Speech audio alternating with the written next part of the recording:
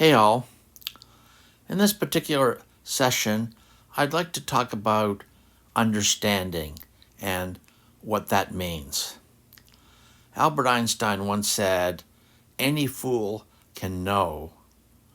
The goal is to understand." And Herodotus, way back in 600 BC, said, "Not all learning teaches understanding." So, what is understanding? What is understanding and how does it differ from knowing? Well, knowing is basically things that are factual, like I know the Washington Monument is 555 feet tall. I know that Mount Everest is the tallest mountain in the world. These are factual things. Unfortunately, much of our early education and testing is based on, can you recount these facts? And that's what they believe knowledge is about. And many people remember how to do things, but they don't know why. So the reality is that knowing something is based on remembering. Whereas, and that's all it takes, is I have to remember it. There's no logic associated with it. There's nothing. It's a fact. The Washington Monument is 555 feet tall, period, point. That's it. Whereas, if I want to understand something, there's a new process involved that goes beyond remembering. And this process is called thinking. And thinking is what results in understanding. Because when Albert Einstein was once asked by a small child to how many decimal points that he remembered the universal constant to, he replied, "Oh, well, that's silly. I can look that up. Why would I put facts in my head when I can look them up? Why would I fill up my brain with useless things when I could fill it up with the good things that are worth thinking about?" And these are things that, let's just say, that I know to be true that are true.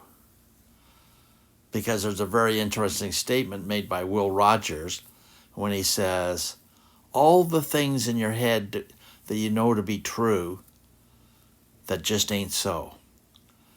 So there's a lot of stuff in our heads, a lot of facts, a lot of things that people tell us, and we accept them because we don't understand anything about them, so we just accept that they said it, so it must be so. So thinking involves looking at the various facts and data that you have and trying to explain why these are related to one another, how they're related to one another, and what does it mean when these things are related to one another. In the real world, what do they mean? When you see an algebraic equation, what does that mean in the real world? Why do we use algebra? What good is it? Well, it's designed to find the relationship out between different variables, things that we want to know about, and it's designed to be able to predict what some future outcome might be if we know this relationship between these two to be true. So this involves some thinking of, well, why would we want to know what that relationship is? Why? Well, we would want to know that because it has some real world meaning. So how do you know that you understand something? Well, Albert Einstein said, good old Albert, if you can't explain it to a 6-year-old, then you don't understand it.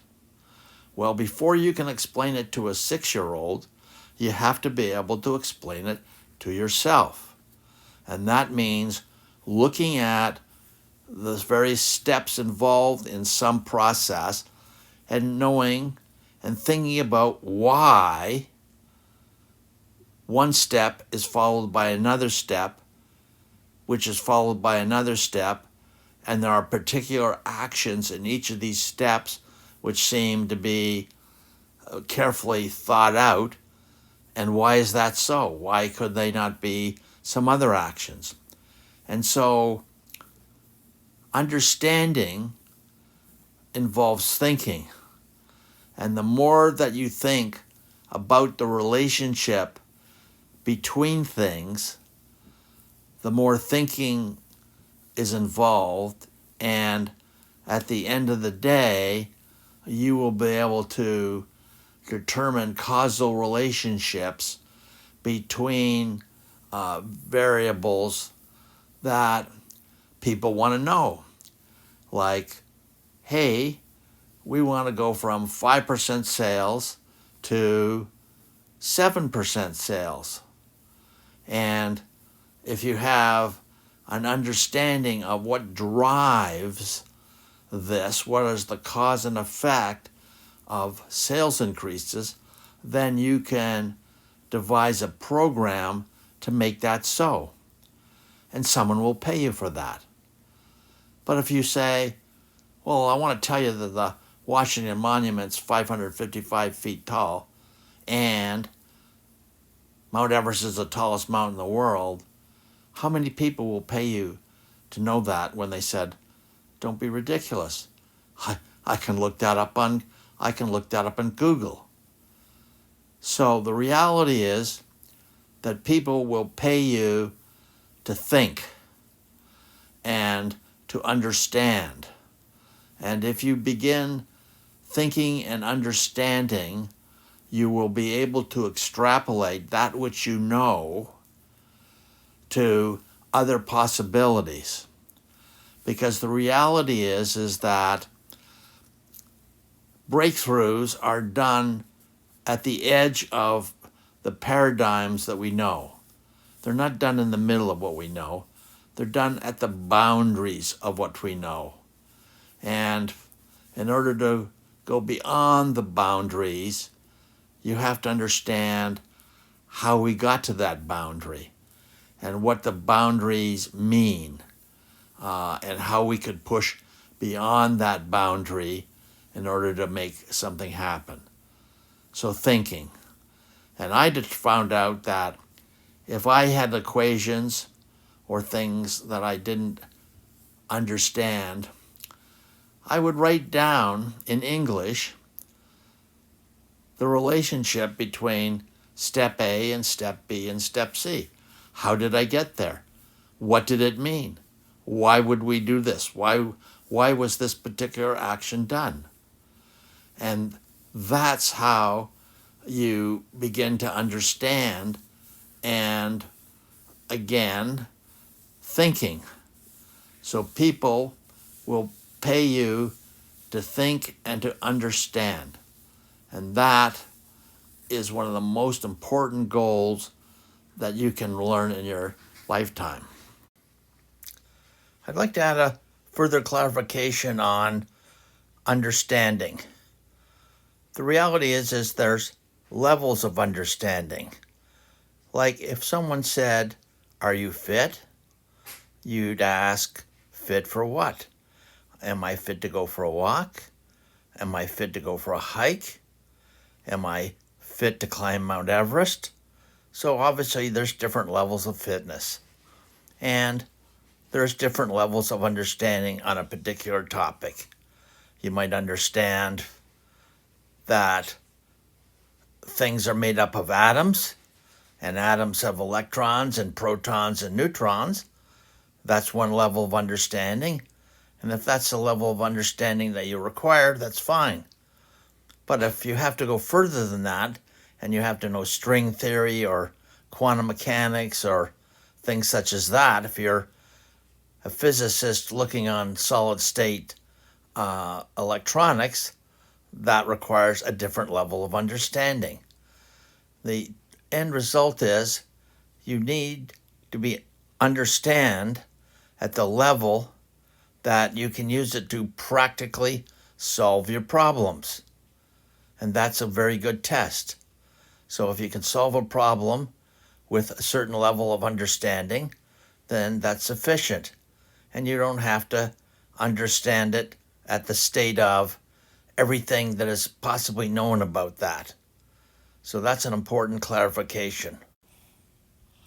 I want to further clarify the process that I personally used to facilitate my learning and understanding. I wrote things out by hand. And why did I do that?